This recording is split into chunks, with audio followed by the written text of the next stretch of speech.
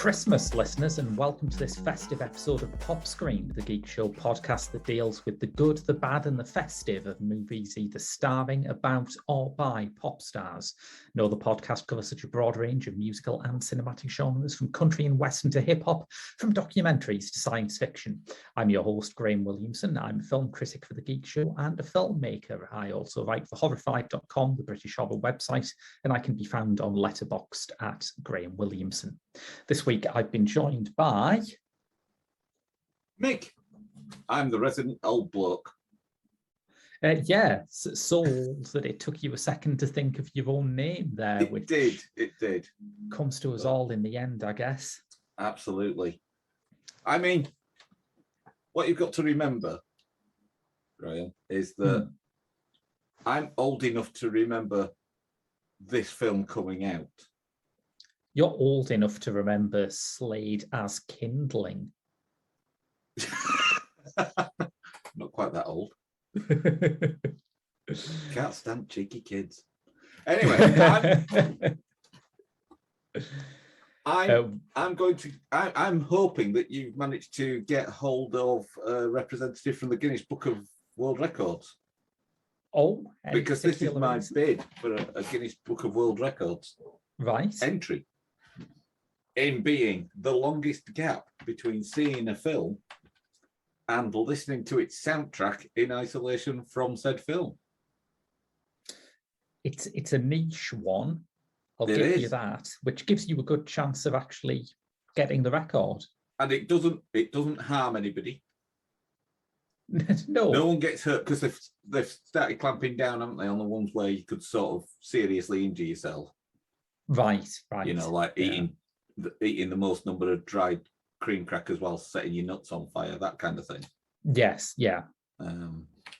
Which is bad news for me, obviously, because I've been training all year. I know.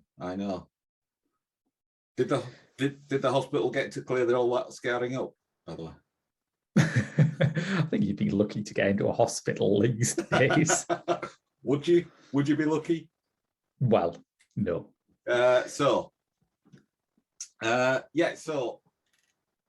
I first heard this album. We should say what film we're doing first, I guess. We should, yes. Because not since the Beatles had a band meeting and decided that their self-titled album should have a really, really minimal sleeve, has the title of a rock-related work been misquoted as constantly as this week's film. It's Slade in Flame. Except it's not, is it? It's Flame. Well, the correct answer is yes. I'm going to just break through. That is the name of the film. Oh, okay. But it wouldn't be Flame if it wasn't Slade. Yes, absolutely. The two are indistinguishable. Slade in Flame is a better title. It's happened by accident, but it is a better title. Yeah. So yeah, I first heard the soundtrack album for this. Probably the year of release. Right, okay. And I watched the film today. A gap of some 47 years. Wow. So what was it that made you decide not to follow it up? Because it's a good soundtrack. I don't think anyone would deny that. It's a cracking soundtrack. And you know some of my musical heritage, right? Of course, yeah. And share some of it. Yeah. The Smiths and the like. But the first two albums I ever heard in the pop/rock genre were Sladist, a compilation album from 1973 featuring some of Slade's bigger hits, but not the Christmassy all ones. These hits and more.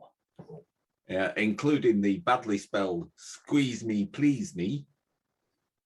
Did it have Mama, We're All Crazy Now? That's right. Goodbye, Jane, the Yorkshire hit. Yes. One Way Hotel, which is a dark and grim song. Yeah. It has to be said. It makes the Eagles' Hotel California sound like a jaunty away trip to a Premier Inn. In fairness, a jaunty away trip to Premier Inn sounds pretty nightmarish as it is. But I mean, I listened to, and the other album was Slade in Flame, and because I spent 47 years calling it Slade in Flame, I'm sticking with it. Quite right too. Yeah. It kind of needed to have an S on it. That'd have been a much more exciting title. Slade in Flames. Maybe, yeah. And it would have been nicely symmetrical. Yeah. Especially given Slade's propensity for turning the S around. Although this was around the time when the Towering Inferno came out, so maybe it would have given people a very different impression of how the band was starting their film career. Well, I like the twists and turns behind this, because the idea originally wasn't to have the story that we've got, which is about the rise and fall of a rock band. Yeah. The band immediately dismissed the idea of doing a Beatles-style Hard Day's Night kind of thing. Yes, I was going to say, when we say it's the rise and fall of a rock band, it's not the Slade story, is it? It's a thoroughly fictional outfit. It is. But I would have preferred the second idea. Yes. Oh, yeah. You'll like this. Quite a Mess. Quite a Mess. Yes. A comedy reworking of the Quatermass Experiment. where Dave Hill is the experiment, only to be killed off by a Triffid thing in the first quarter of an hour. Well, it sounds like Dave Hill got a better deal out of this, because he is cast as the sort of ladies' man of flame here, which, I mean, he seems like a lovely bloke, Dave Hill, but I did not buy that. No. It's an interesting film. It has to be said. I suppose for our viewers, listeners even, podcast, it's like radio, isn't it? It's, yeah. One day you'll get used to the idea of people listening to recorded speech, but that day is not today. So, on our wireless program today, which will be available shortly after the Archers, I'm going to let you synopsize it. You do it so well. Well, mainly because you're so practiced. Maybe, yes, yeah, but it's a fairly straightforward film, isn't it? They're Flame. They're a group on the. Actually, no, they're not initially Flame. Oh, right. Well, that's a bit vague. They're playing in two bands at the start, aren't they? Yeah, it's a bit vague as to what they're called originally. One of them is called the Undertakers, who are like a kind of, if Screaming Lord Such was a full band kind of thing. They're the kind of campy horror rock thing, and their career ends in ignominy, when their front man, played by Noddy Holder, ends up locked in a coffin on stage and can't get out. Which, first rate, love that. Absolutely. But them and another band cross paths in a police cell after a car accident. And they end up being amalgamated into one band by a London-based talent agent called Robert Seymour, played by an alarmingly young Tom Conti. Yes. Oh, Tom Conti. Yeah. I think that everyone has their own slightly ridiculous posh British actor who makes them go weak at the knees. I know for some people it's Trevor E, for some people it's Nigel Havers, and for me, I'm afraid it's Tom Conti. Even though I know he's a member of the Conservative Party, I think he's lovely. What I think is, I like those kind of actors when you see them playing a role that isn't them. Yeah. You know, Nigel Havers playing a serial killer is something I really want to see. Now you've mentioned it, yes, so do I. That whole the effervescent charm, the easy way of speaking and being confident in the fact that everything he says and does is perfectly correct. Yes. When he puts those driving gloves on, oh, you better run. In fact, why not just remake the original Friday the 13th, but with Nigel Havers in the Jason Voorhees role? and I think Tom Conti in this is fulfilling that role for me. He's playing a quite Machiavellian character that I'm not used to him playing. He is, yeah. And I mean, he's got sort of quite a good CV in rock movies because, of course, Tom Conti was Mr. Lawrence in Merry Christmas, yes. Mr. Lawrence. Yeah. But yeah, this is very early in his career. And as you say, he's playing a character that after Shirley Valentine, no one would ever cast him in a role like this again. Exactly, yeah. So they're groomed for the top by Seymour, but he crosses paths with another person who has a remarkable history in rock movies. He crosses paths with their former manager back when there were two bands called Ron Harding, played by Johnny Shannon, he's a guy who he looks like Colin Robinson from What We Do in the Shadows, but he's a substantially menacing guy. And do you know what his first screen credit as an actor was? Performance, I believe. It was, yes. Yeah. And dotted throughout this film, and Johnny Shannon is one of them. He's one of those actors who, the minute he turns up on stage, he's a wrong one. You really do, don't you? Yes. The minute he opens his Cockney North and South, he's a wrong one. Yes.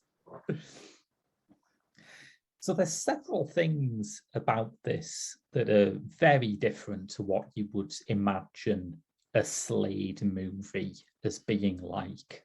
Yeah, well, I think this is the thing. Typically, in the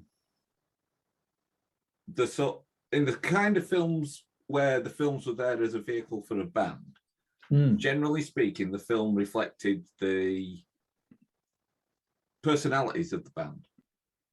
Yeah. So the Beatles were doing little knockabout movies with a high propensity for slapstick and farce, and the Monkees did their film that was very similar but with much more LSD. Yes. And then you sort of think about what came later, things like Bowie being involved in things like The Man Who Fell to Earth. That, again, it fits in with his whole outsider persona. Definitely, yeah. But Slade, you'd expect to be doing something like a comedy version of the Quatermass Experiment. You'd expect something almost Goody-esque because they were jokers on stage. They dressed flamboyantly, they acted flamboyantly, they always had a glint in their eye when they were performing, they were always winking to the crowd, grinning from ear to ear. They were a band who had a good time. And it's worth noting, isn't it, that their version of dressing flamboyantly was different to how the other bands would dress flamboyantly. Slade were always a bit more clownish about it. Yeah. I think when you've got a lead singer whose voice is as loud and as bassy as Noddy Holder, there's no point trying to go for sexual ambiguity, really, isn't there?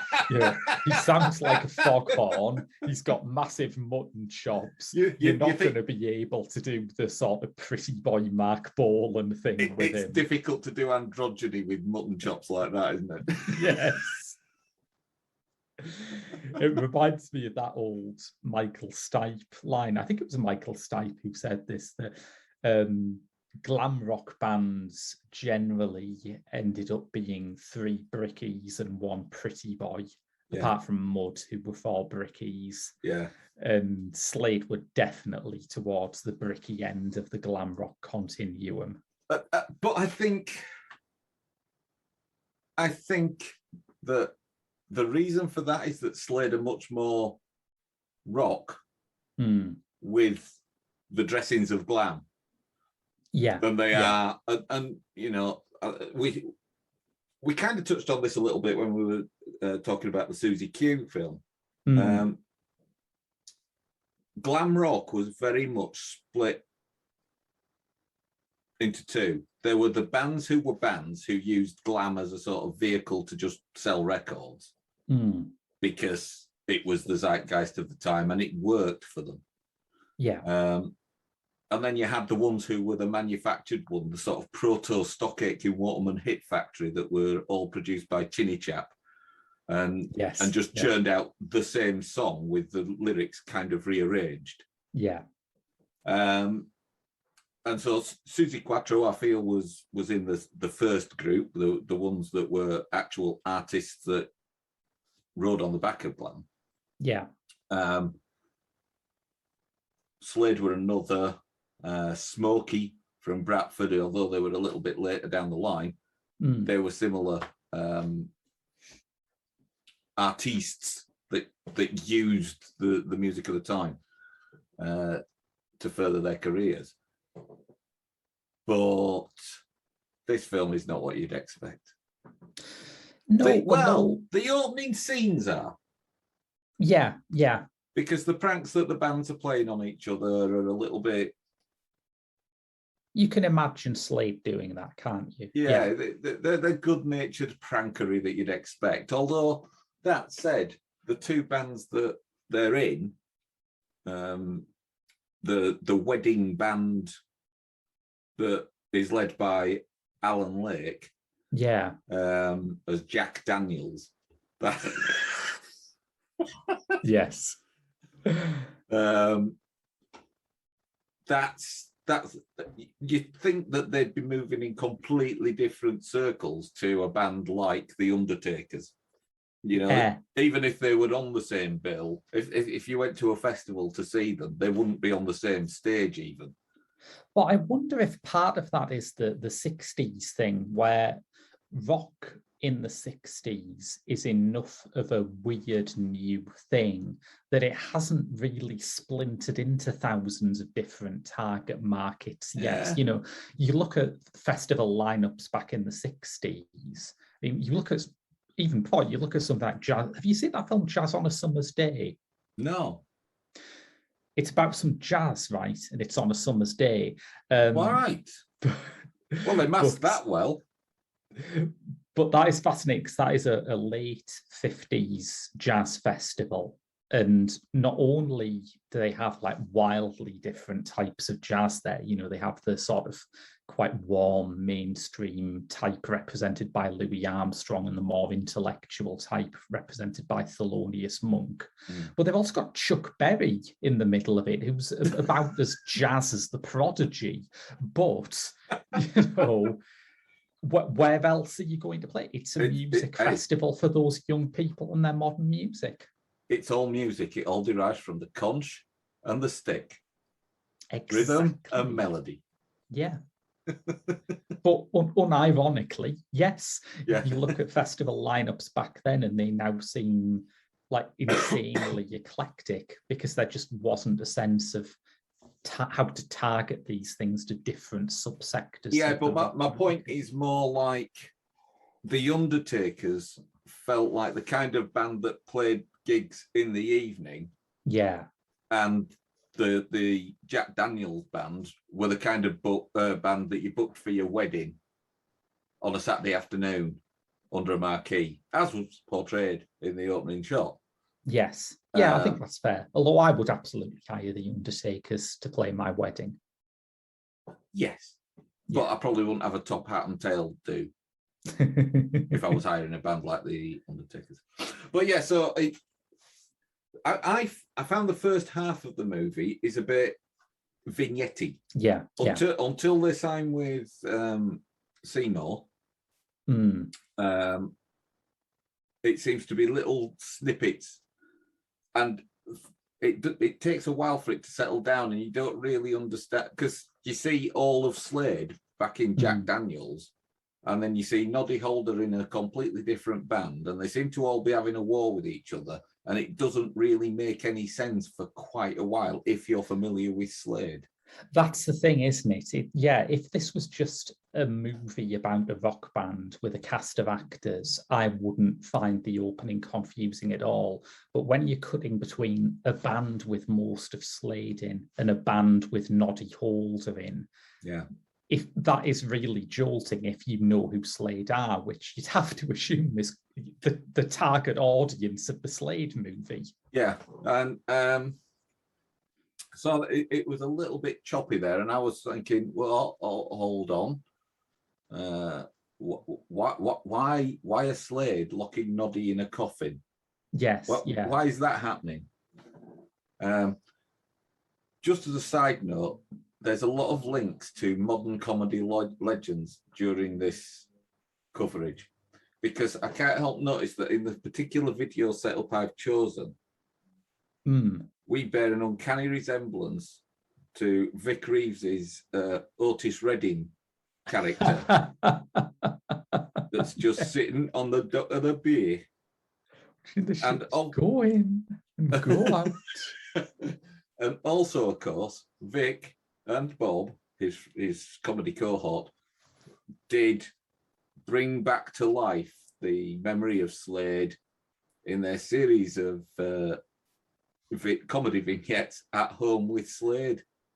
Which, I mean, all due respect to Slade in Flame, I think is the definitive dramatic portrayal of Slade.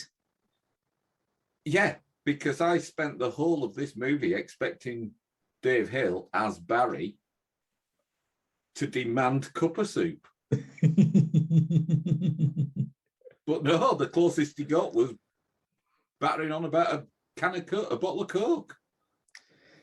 Yes, yeah. Which unusually for a rock movie from 74, 75 was actually the drink. Yes. Yeah, definitely. Yeah, I did keep thinking about Slade in Flame as well, which I suppose maybe Slade in Flame is slightly inspired by this, that they went to see this film that has Slade, this big cartoon of a rock band, in a sort of down-to-earth domestic setting. And they thought, oh yeah, that's quite funny. We could get some sketches out of that. Yeah.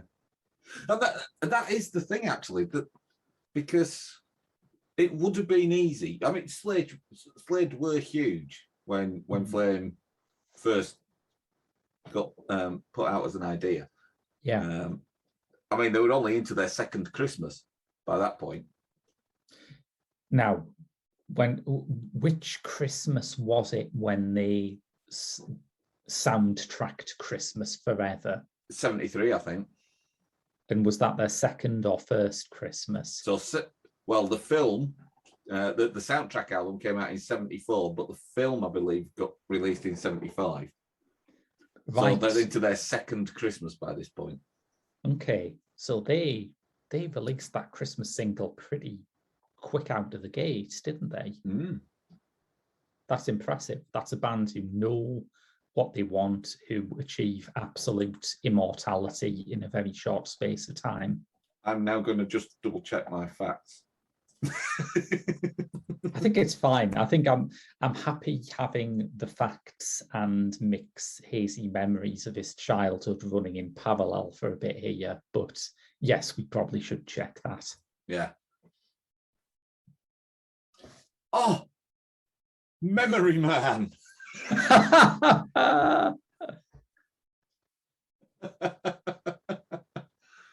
Yes, 1973. Fabulous. And it remained in the charts until February 1974. 9 whole weeks for a Christmas hit. That's impressive, because you've got to imagine most Christmas hits plummet from the charts pretty soon after Boxing Day. Yeah. Well, mainly because the shops are shut. Yeah. Oh, they were then. They were then, yeah. The everything store never closes. But yeah. So So yeah, it did remind me of Vic and Bob a bit. It also reminded me at a few junctures of This Is Spinal Tap. I mean, the stuff with Noddy Holder getting stuck in the coffin is immensely Spinal Tap. Yeah, and the over-the-top nature of how those simple pranks end up in what could have been a very fatal car accident. Yes, or a bizarre gardening accident. Yeah, and then, and I think this is because it's one part rock movie, one part slapstick comedy, one part kitchen sink drama, one part gritty 70s gangster thing. I mean, Jack Daniels does not meet a pleasant end. Yeah, it's quite odd. Although when I was watching it, I was thinking about a lot of other rock films that were around in the early to mid 70s, particularly British ones. And you think of things like, I mean, Performance is its own thing, I guess, but you think of things like That'll Be the Day, the David Essex movie, which we covered early this year. You look at things like that and you just think, it's very strange to me looking back. Looking back, I find that the 70s were this unparalleled time of musical innovation, where basically every genre that came about after the 60s happened in the 70s. Yeah. And yet, when you look back at the films about rock music that they were making then, there are all these very backwards-looking nostalgia pieces about how the rock industry is actually pretty crap, which is odd. Yeah. But I guess no one's actually... I've never heard anyone in the pop/rock industry ever say that they enjoy the process of getting rich and famous. A lot of them enjoy the trappings. Yes. And in some cases, you know, Mr. Moon notwithstanding, you know, maybe enjoy the trappings a little too much. Yes, but, it's been known. Yes. But you never hear anybody saying, "Oh, do you know, I missed those 18 months trapped in an airless studio, thrashing out the 47th different take of the intro to the track one filler instrumental." You never hear them say that, do you? No. But these films are so down at heel, and you can only really see it as a kind of reflection of not the mood of British rock music, which could be tremendously buoyant. You've got bands like Slade going around.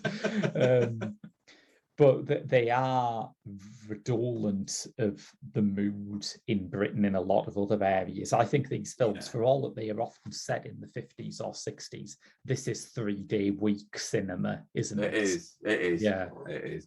And the thing is, I know Noddy Holder in interviews in the past has seen this film as the beginning of the end for Slade. In their first incarnation, they had a brief resurgence in the mid 80s. It was not good. That was more glam than rock. Yeah. My oh my. Radio Wall of Sound wasn't bad, but wow. Today I learned that Radio Wall of Sound was a Slade song. I can remember it playing on the radio when I was growing up, but I never... Radio Wall of Sound, 24 hours of power.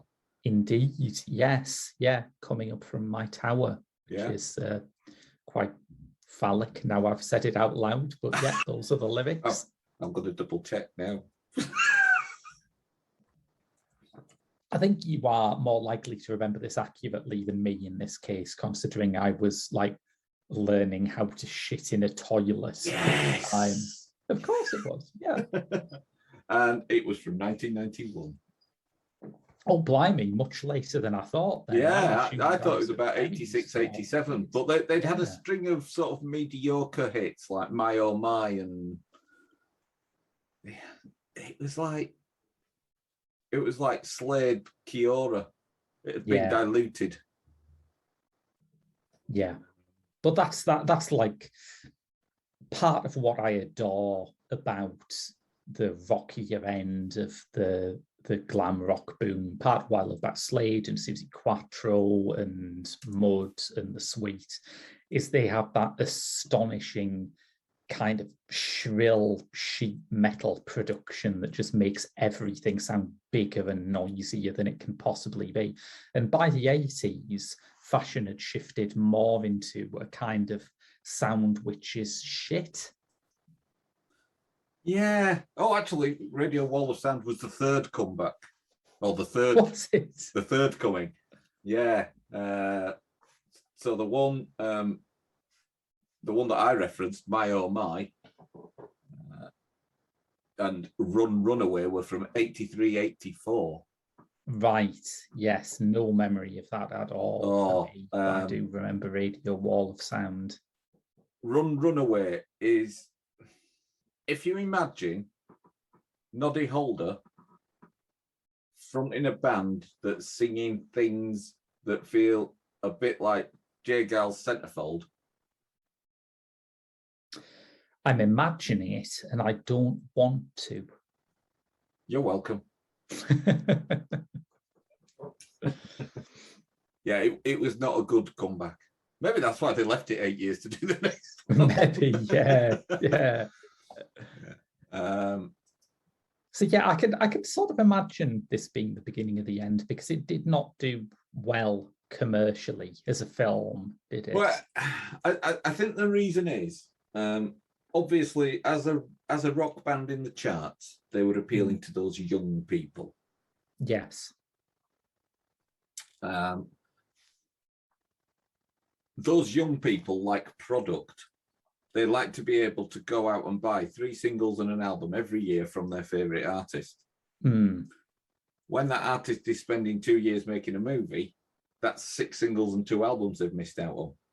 This is entirely true when it's one of the classic curses of the pop movie. It is amazing that there are enough of these to fill a podcast, considering the sort of Faustian bargain where you have to send a pop band away for so long that their career just loses its heat, and you have to try and make a film quickly enough to capitalize on the success of a pop band, despite the fact that films can't be made that quickly. It's the stupidest business model in existence, but people keep doing it. And yet then you get something like Absolute Beginners, which we've covered, where you didn't have to take the bands away from the public eye because they weren't actually in it. Yeah. And it still flopped. Yeah, there is that. I mean, it's not a guarantee of success coming out. But the artist survived. Yes. In the main. Just about, yes. Yeah, I think Bowie's career definitely survived the 1980s, although we're all kind of wondering how. But you were saying about the technical innovation. Now, there's a concert scene at the end of Flame where they appear to have footage back projected onto their suits. Yes. Now, the earliest instance of that I was previously aware of was the magnificently over-the-top sci-fi epic that was Nick Kershaw's Wouldn't It Be Good video from 1984. And they went on and on about how costly the suits were for that video. Yeah. I bet, and I mean this in the best way, this does not look like a big budget film, No. So I think they managed to find a way to do that on the cheap. Yeah. I think it's cheap in a good way. I think it has some of the most beautiful shots of terraced houses in all of British cinema. It is. And that's what I like. I think it's although it feels a bit like a hodgepodge of a movie, I think there's something in there to appeal to the aficionado of every potential British film genre there is. Yes, yeah. You know, if you like your kitchen sink dramas, it's there. If you like your rock musicals, it's there. Yeah. If you like your gangster movies, if you like your Kes style, here's a man in love with his pigeons storyline. Yes, Noddy Holder breeds pigeons in this, which is lovely. Yeah. It's odd, yeah. And I do think it has serious flaws. I was trying to work it out, and I think one of the problems is that it does want to show, and it is trying to show, the rock bands are ultimately just puppets of their managers. But what that means is that as the film goes on, for all there's still a lot of Slade on screen, they are not doing any of the things that drive the story forward. No, they're almost scenery. Yeah. Which I guess in a way is kind of the point that it's making.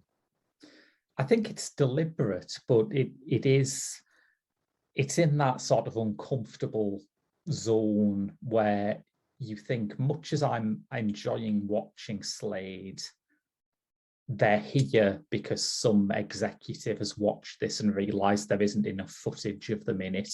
Yeah.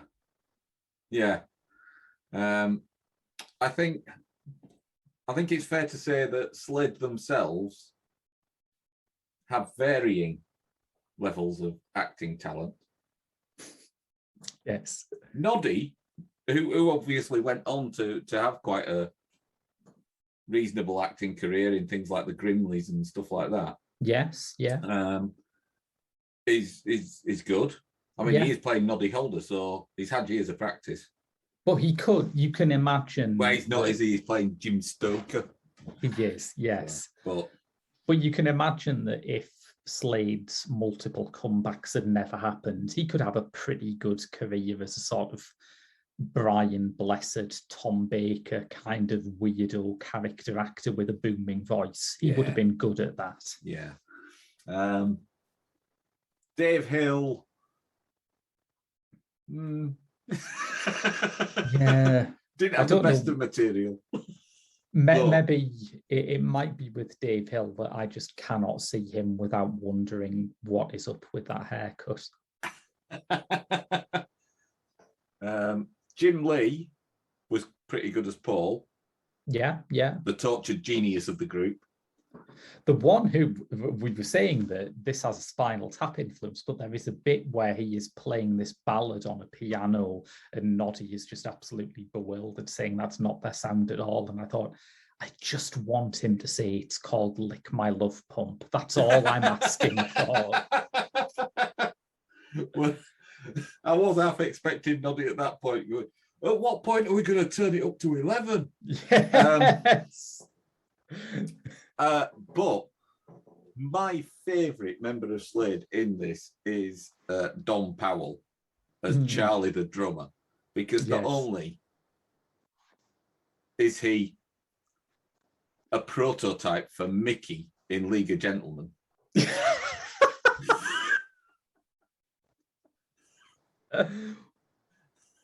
I mean, he even looks like him.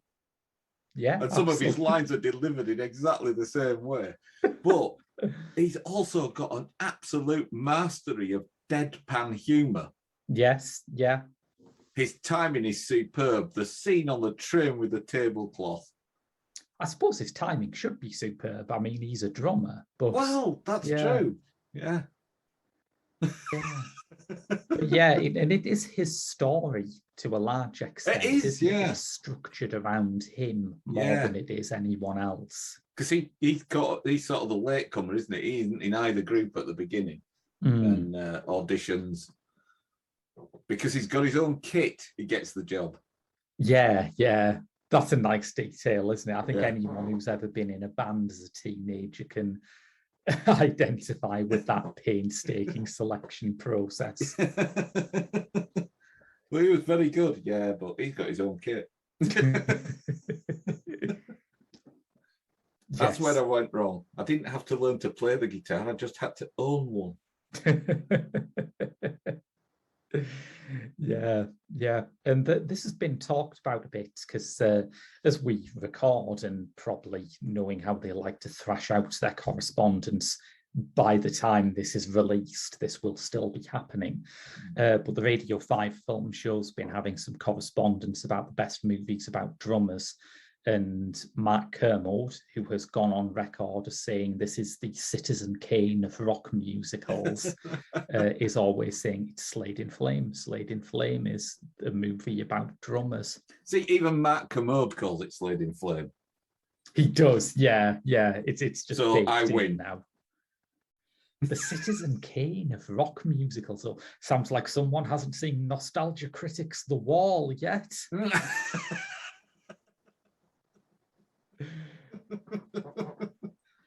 I mean, clearly Kermode hasn't seen Absolute Beginners.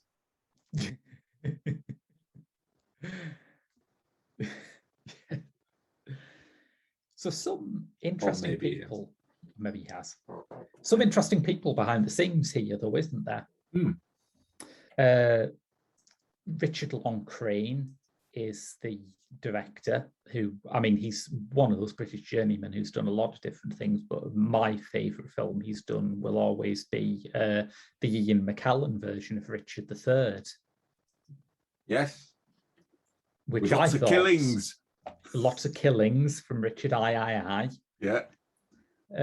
Which I previously thought was basically a perfect film, although it could have been livened up with a bit of Noddy Holder in it. Well, actually, let's have a look at Mr. Loncrane's career and see which of these would be livened up by a bit of the old Noddy. Which of these most needs Noddy? Yes, good. The Missionary. Yeah, that could do with some Noddy. Yeah. Brimstone and Treacle. Oh, well, he got stinging for that, but I think we all know the rock star who should have been. Is that because Noddy wasn't available? Must have been, yeah. Just imagining him spotting that couple's disabled daughter going, baby, baby, baby!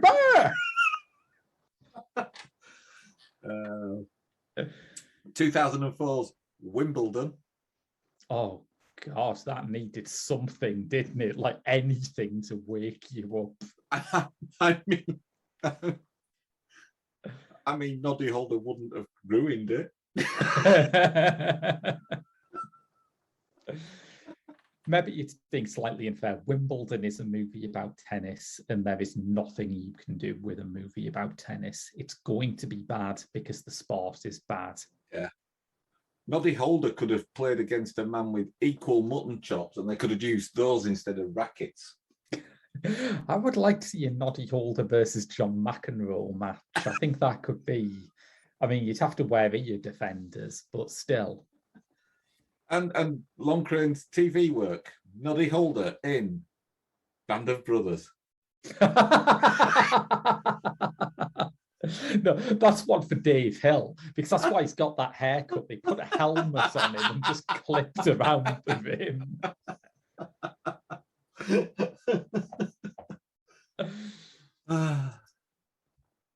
It's not a bad CV, is it? It's not. Mean, apart from Wimbledon, obviously. Hey, we've all got our Wimbledon.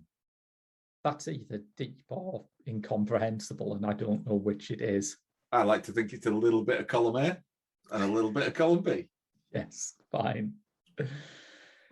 So he's there. The writer is Andrew Birkin, who had an absolutely fascinating career. Like, before he became a writer, he was the runner on 2001: A Space Odyssey.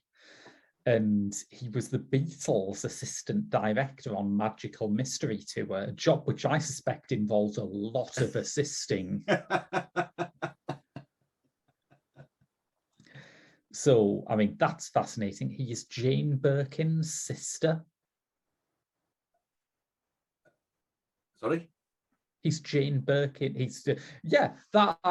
It was only when I saw your confused look that I realised I have mixed my genders up again. But, you know, I thought we'd gone down a Wachowski route there. It's quite now. I like to think I'm being quite progressive. It's on trend.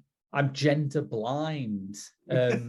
Yes, he is Jane Birkin's brother, which means that his niece is Charlotte Gainsbourg. Right, yeah. Yeah. Wow. He also co-wrote Luc Besson's The Messenger, story of Joan of Arc. Indeed. Now, would that benefit from a bit of Noddy? Oh, yeah. Noddy Holder as the voice of God. Come on. How has it not happened yet? It's Chris! Just picturing that coming from the star as the three wise men follow it.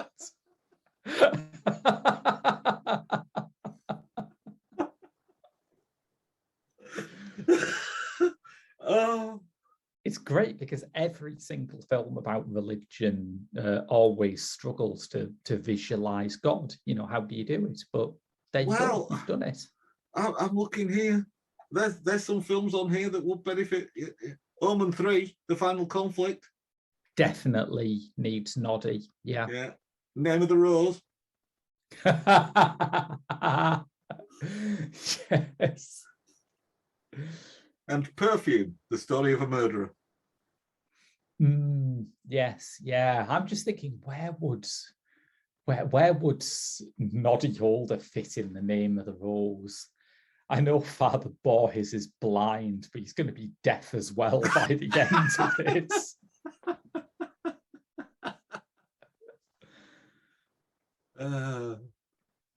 Peter Pan. Can you imagine Noddy Holder as Captain Hook? Noddy Holder as Tinkerbell.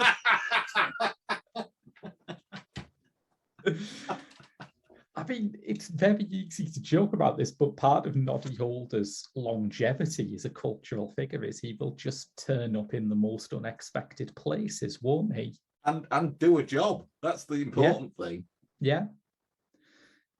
What's your favourite random noddiness? What's your favourite unexpected noddy in culture? I'm just having a look through some of the other work he's done. And I like the fact that he turned down AC/DC after the death of Bon Scott, because his loyalty was to Slade. Wow.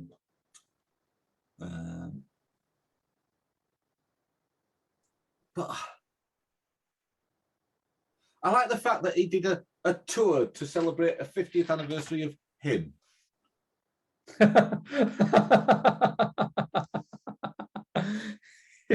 Or the birthdays, we know them outside the showbiz. No. It was the 50th anniversary of him as a showbiz person. Oh, right, okay.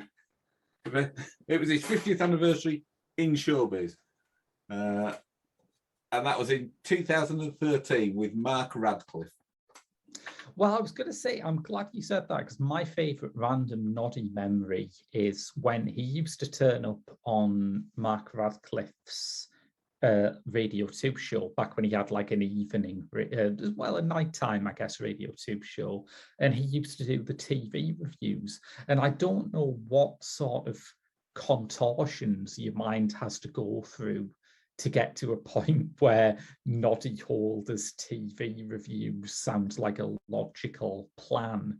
But yeah, it was pretty entertaining, actually. Well, I think there must have been quite a bit of wacky backy being imbibed at the BBC, because in 2015 he appeared as a presenter of BBC's Songs of Praise. No way. Finally, an edition of Songs of Praise where you can make out some of the words. There's some good random facts. Have I got news for you? That makes sense. Yes. I like the fact that he's the Nobby's Nuts mascot. Yeah, those adverts are very disturbing, aren't they? Yeah. Because they seem to involve people going into a pub, spotting Noddy Holder, making a beeline for his groin due to a confusion between the name of a brand of peanuts and the testicles of your actual Noddy Holder. Right. I think this is my favourite Noddy fact, but and our listeners won't appreciate this, but I'm going to paste this into the chat just so that I can enjoy visually your reaction. Okay. It's good. It's experimental. It's making me look for where the chat is. Oh, there it is. It's exactly what I was expecting. I now want to go to the Walsall New Art Gallery. Not to look at the art, just to get in the lift. Just to ride up and down in the lift, listening to Noddy Holder telling you to stand clear of the doors. Statue!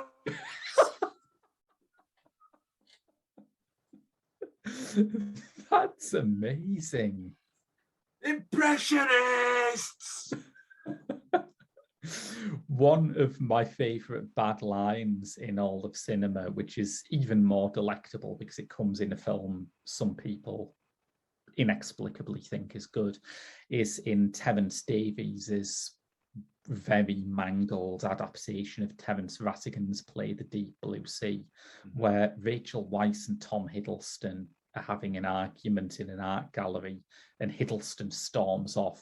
But before he does, he turns around and says with genuine venom, "I'll be in the Impressionists."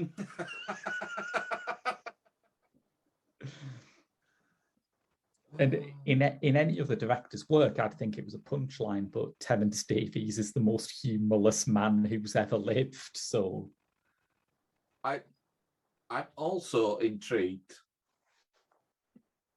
I may have to, after the show, I may have to Google the 31 episodes of his quiz show, his television quiz show. Oh. Noddy's Electric Ladyland. Blimey. I mean, so many questions raised by that title alone. Indeed. I am Google it. I'm not going to say that phrase. I started to say that phrase. Yes. Yeah. I'm Googling Noddy's Electric Ladyland. Oh dear, I have been put on a watch list.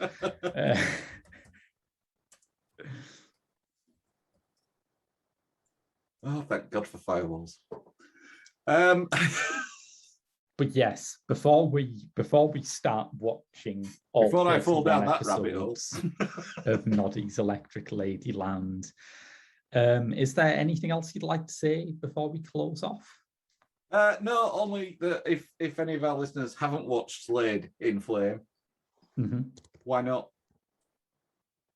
You've had 46 years to do so. Yes. I'll grant you, if you're not yet 46, then probably not. But I have no idea what the demographic for our listenership is.